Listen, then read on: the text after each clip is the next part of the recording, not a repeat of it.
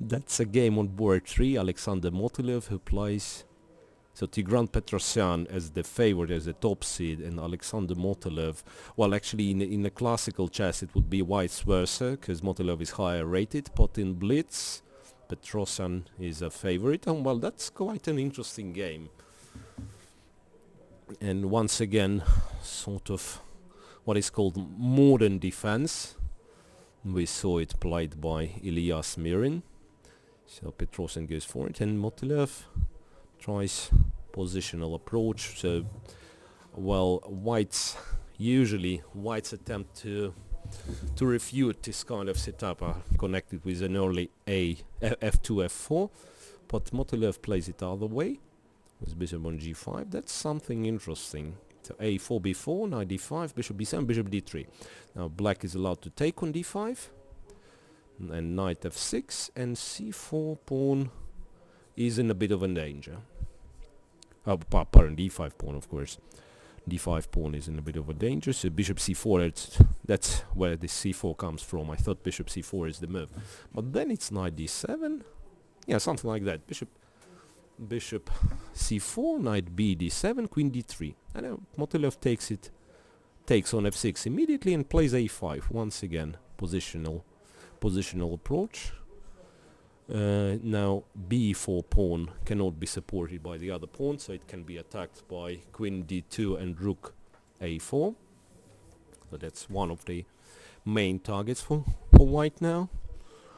Well, and white plays it, well, there is a similar attempt in one of the lines of a Najdorf variation of Sicilian. Well, where white gives away the dark square bishop, plays a5, and then b4 pawn is in sort of a danger. c6, well, looking for immediate crisis.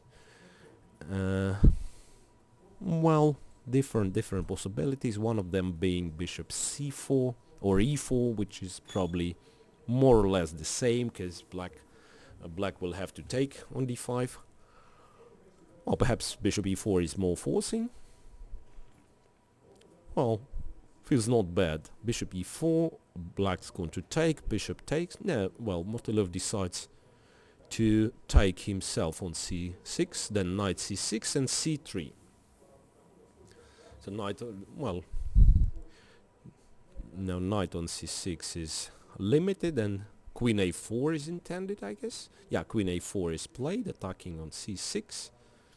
But seemingly black gets a comfortable position, because now capture on c3 and d5 should be good enough, I feel. Yeah, feels like it should be good enough. d5, e6. Well, a6 is always under attack, but same goes for white pawn on a5. Rook fc8 might be a bit less precise, because after rook fb1, he will have to do something about rook coming to b6. So knight d8 was played, rook b3 first. And then white is planning to, well, sometimes to double on b file. King g7. Well, black plays it really in a blitz manner, you know, so just making useful moves quickly and waiting for white to make a mistake. And it's hard to find a suitable plan for white, has to be said. Well, now I thought well, now we don't see the position. Yeah, here. So perhaps rook a3 would have been better on the previous move. Then white would have a possibility of rook b6. Knight e6, I'm not quite sure if this knight is good on e6. So h4 g3, a nice way to restrict black minor pieces. So king g2 will be played perhaps next move. Yeah, knight on e6 is really an awkwardly placed, so will have to be redirected here. And then rook c went to b8. So rook b1, right, quite logical. So rook takes, and then rook b8 is rook b8 perhaps is just not possible, because white can capture b8 and capture on a6. getting an extra knight went back to d8. So this knight had to be... Yeah, it gets misplaced all the time. Then on c6 it's always hanging. Yeah, perhaps he's trying to get knight on c6.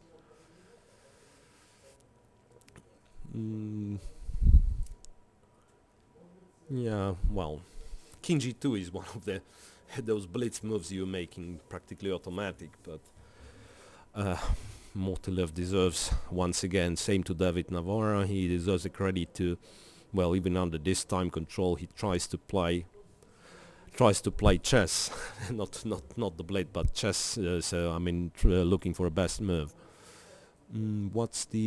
What are the possibilities? Something with queen b4 comes into my mind. Trying to get queen on b6 might be an interesting try. So queen a3, and that's a bit mysterious. He defends on c3, so knight c6 will be met with rook b6. Yeah, makes sense. So what to do for black now? Bishop is stuck on f6 as well. As long as white's pawn remains on c3, black bishop has little to do on f6. So well, how about e5, by the way? No. Well, black plays something which I would call elusive, so not... but now moving into the direction of white's king, and perhaps this queen g4 is a little bit underestimated by Motylev, because now his pieces are a little bit stuck on... Now, bishop h4 is available. Bishop h4, so after bishop h4, black would use 2 pins. But perhaps knight e6 is still fine, because, yeah, he got knight close, and once again, he's given a chance to... Yeah, now we can see Tigran Petrosian, and he's given a chance to capture a pawn on h4. Because you cannot capture with g-pawn, and you cannot capture with the knight because of queen e2. Yeah, bishop h4, it was available last move, and it's still possible. It's still possible, yeah, so he takes, and this pawn, while it's not of a great importance, but still a pawn is the pawn. Queen e3, and now white is ready to jump his knight somewhere if bishop returns to f6, so something like bishop f6, knight e5. Well, it's still absolutely not clear what's going on. Knight e5, no. Rook a6, rook a6, well, I simply missed this one.